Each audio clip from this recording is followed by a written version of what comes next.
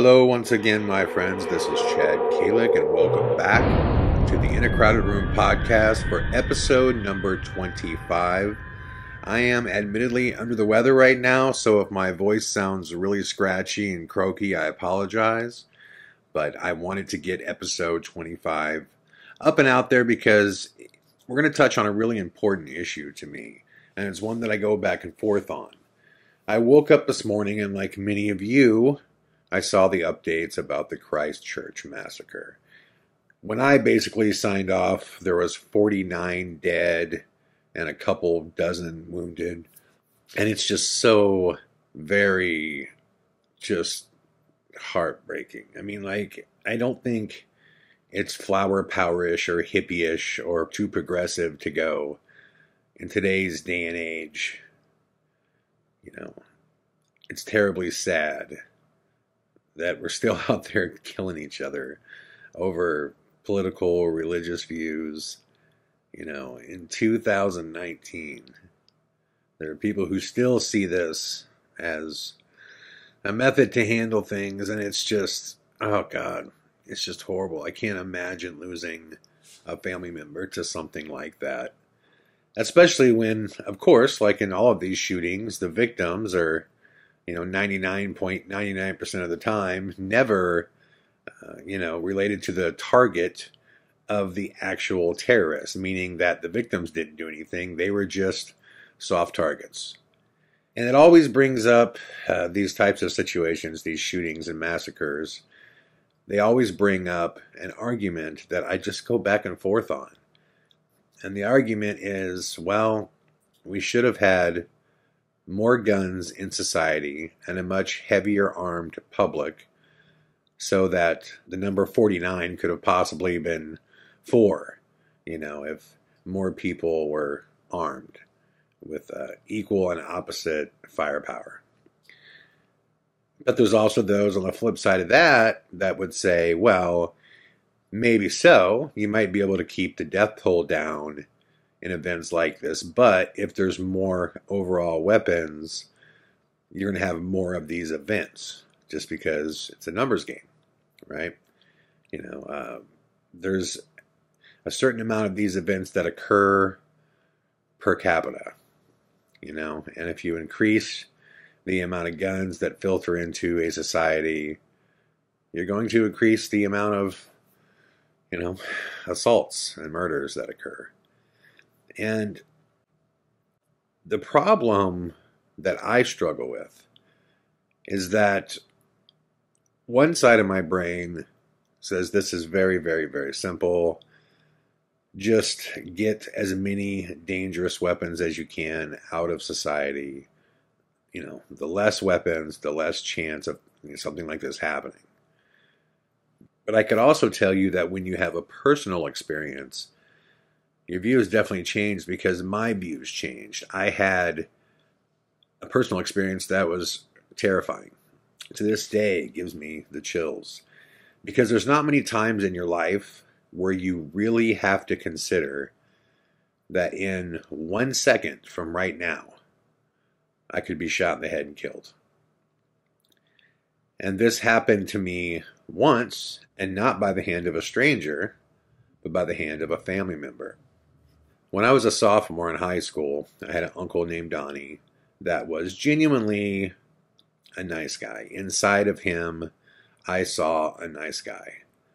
But Donnie had all kinds of issues because it's very personal. I don't want to dig into everything that happened to him, but he just had a very, very rough childhood, a very violent childhood. And he had learning disabilities. He was somewhat slow. He also developed bipolar disorder that eventually developed into schizophrenia. He also developed HIV. He had a really, really rough go at life.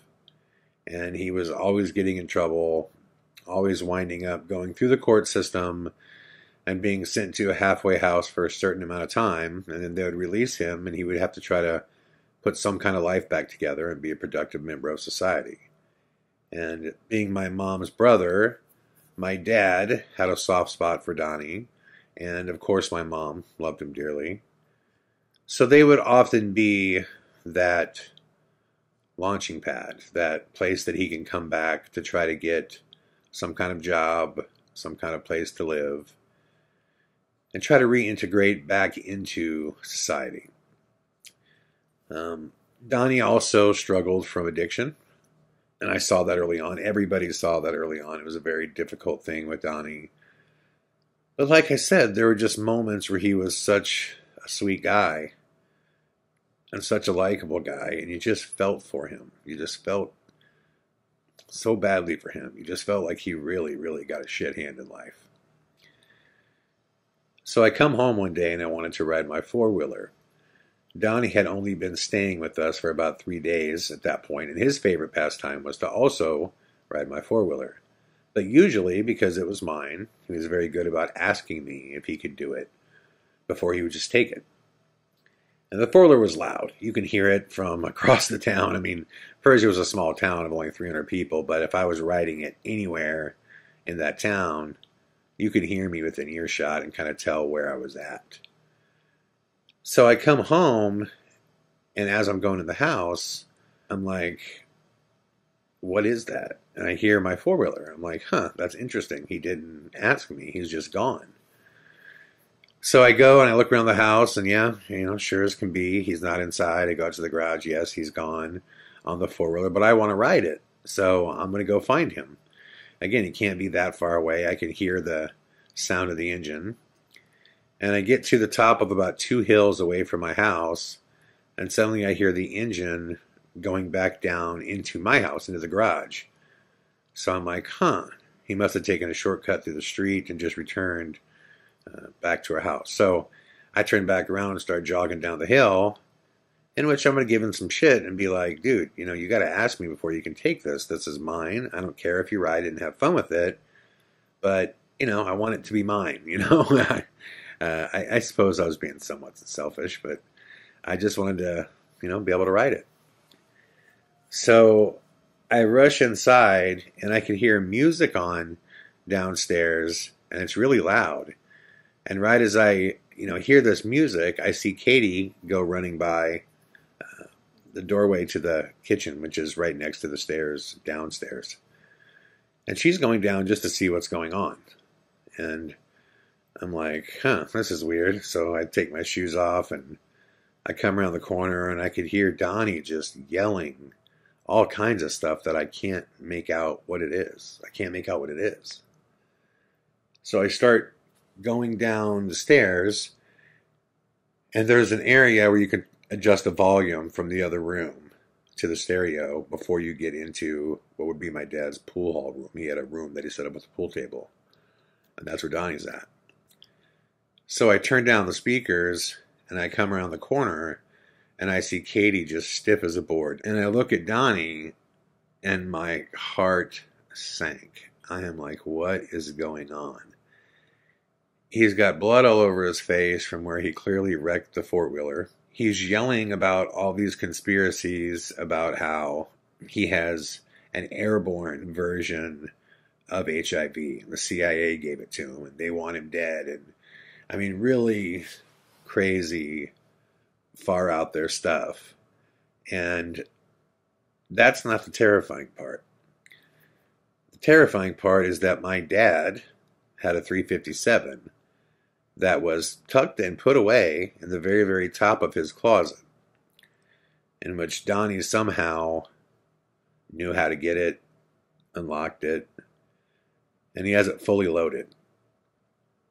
And he's swinging it around everywhere, pointing it at me, pointing it at the sky, pointing it at himself, just going on in, this almost tongues-like gibberish about all the people that want him dead, and, how wrong it is, and he ain't going out like that, and he will be heard before his time is up, and all this stuff. And I'm trying to make sense out of madness, and I say to Donnie, well, listen, Donnie, I'll talk to you about this. I'm like, but let Katie go upstairs, man. She's just a little kid. I go, you're scaring her, bro. Let her go upstairs. And he's like, she ain't going anywhere. No one's going anywhere. And if somebody tries to leave, I'm going to paint the wall with her blood. And I'll never forget that line, because in that split moment, I wanted him dead. He became an imminent threat to me the second he said that. And my thought was Katie before anything else. So I'm sitting there going, Donnie, I'm like, don't say stuff like that. You can't do that, man. I'm like, I will talk to you about whatever you want to talk about. I go, I want to get you medical help. I want to get you a doctor. You're cut up really bad. Let's figure out what's going on. I'm like trying to talk sense into him. And you quickly realize that there's no talking sense into a man who has lost it. Once they've detached, they've detached. So as I'm talking to him, and it's getting louder and louder, Katie is getting more and more scared, and she's starting to cry. And he's telling me, shut her up, I don't want to hear that, shut her up. And I'm trying to explain to him, I'm going, Donnie, she's just scared. Just let her go upstairs. She has nothing to do with any of this. I'll stay here with you and talk to you. That's it. Just let her go upstairs. And he's like, shut her up. And I'm like just freaking out. And over my shoulder I hear, Donnie. And that's my dad. And man, there was a sense of relief that came over me that was huge. Not that anything was solved, but I needed somebody there who could help me manage this situation, because I was terrified and I was certain I was not managing it well. And my dad walks in and he's like, Donnie, give me that gun right now. And Donnie's quiet and he's staring at him. He's not saying anything. And my dad goes, Donnie, listen, I will help you. I've given you a home. I've given you food. I've given you money. I will help you. But you are going to give me that gun right now. Things are going to go really, really bad. And I'm thinking in my head, Jesus Christ, Dad, I hope you have a plan for this. I mean, what if he just starts shooting? Now, my dad later said that he felt like he was close enough to him that would have never happened. But what my dad could see right away, and he was right, is that the continual jarring with him that I was doing was just making him more and more upset. So my dad just saw right away, listen, this gun just has to be taken from him one way or the other, and it's got to happen in the next 10, 15 seconds. And I agree. And my dad took a couple steps towards him, and he's like, Donnie, I'm going to take a few more steps, and you're going to put that gun in my hand. And Donnie's just staring at him like he wants to kill him. He's not saying a word, though. He's just staring at him like he wants to kill him. He's like, okay, Donnie, here I come. He takes a few more steps, and he's standing there, and Donnie squeezes the gun and pulls it up, like the barrel pointing towards the ceiling, but by his ear, like he's getting ready to, train it on somebody. And my dad says, Donnie, you lower that gun towards me. I'm going to take it from you, and I'm going to use it on you. Now you give me that fucking gun right now. Donnie thinks for about 10 seconds, and my dad's staring him straight, dead in the eye. There's about 2 feet separating them. Donnie lowers the gun and puts it in my dad's hands. I have never felt stress like that. Ever. My heart was beating so loud. I am not kidding when I tell you I could physically hear my heartbeat. Because I'm thinking, this is going to go one of 2 ways. He's going to hand this gun to my dad, or he's going to start shooting people. And he's got the gun. So the chance of at least 1 or 2 of us getting hit, if not all 3 of us, probably pretty good. At least one of us, So, face to face with the reality that I might die. My dad might die. Even worse, my little sister might die. And I say even worse just because I just felt such an immense protective role with Katie. And I'm thinking, this can't happen. This can't happen. He takes the gun. He's like, Donnie, stay here. I want to be back. He goes upstairs, puts the gun away, comes back, calls the cops, calls the EMTs.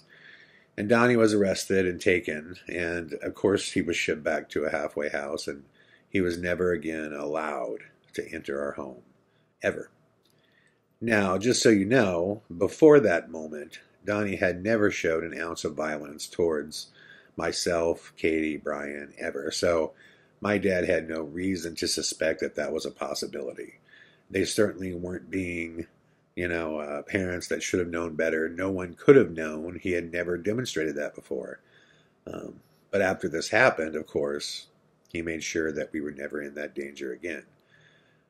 But the reason I say I go back and forth on this issue is when I think of the, gun, school shooting, terrorism shooting, like all of this stuff, when I think of it as a whole, the issue worldwide, globally, my thought process basically says, yes, less guns, take as many guns away as you can, and there will be less murders. There will be less school shootings. There will be less terrorist attacks. But then when you're in that moment, like when I was there, believe me, I wished there would have been a gun I could have got too close by. I wish my dad would have had a second gun that he could have brought to that room. I honestly do. I would have felt a lot better knowing that my dad had like a Beretta in his backstrap when he walked in. And that's just a fact. I would have felt a lot better knowing that there was additional firepower and one person didn't hold all the cards. So I just often go back and forth with how I feel. It's a hard one to figure out. And I just wanted to bring this up because I wanted to know your guys' thoughts.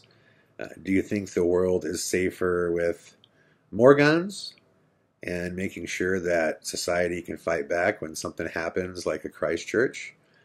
Or is the world safer if we, get rid of as many guns as we can? I see pros and cons to both arguments.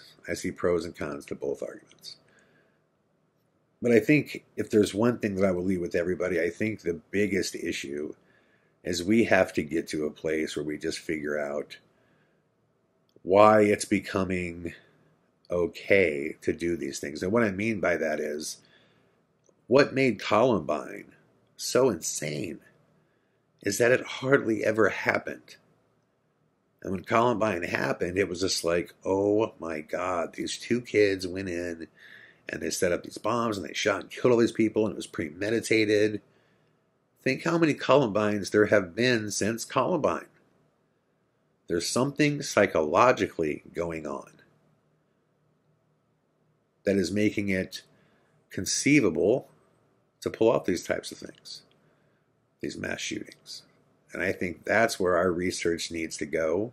We need to figure out why things like Columbine are now an option to people with grievance. I think that only when we can figure out what is going on psychologically will we have a chance at actually fixing this. Because guns don't kill people, and bullets don't kill people. People kill people. I hope you enjoyed listening to episode number 25 of the In a Crowded Room podcast. I'll be back tomorrow with more. All the best.